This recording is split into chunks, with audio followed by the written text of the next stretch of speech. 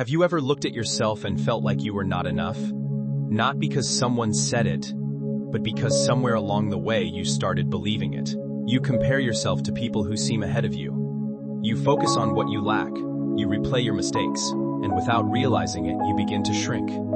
You stop speaking when you have something to say. You stop trying because failure feels too painful. You stop believing because disappointment feels too familiar. But then some people respond differently.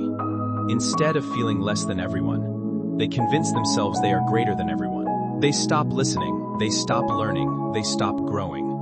Because when you think you have nothing to improve, growth becomes unnecessary. And that's the strange thing.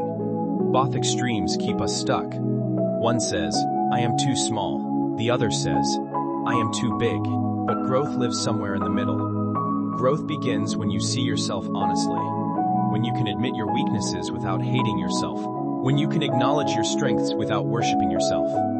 When you can fail without feeling worthless. When you can succeed without feeling superior. Because healthy self-esteem is not believing you are better than others. And it is not believing you are worse than others. It is understanding that your value was never meant to come from comparison. The moment you stop measuring your worth against everyone around you, you finally become free to grow. And maybe that is what personal growth really is. Not becoming someone else, but becoming more of who you were created to be.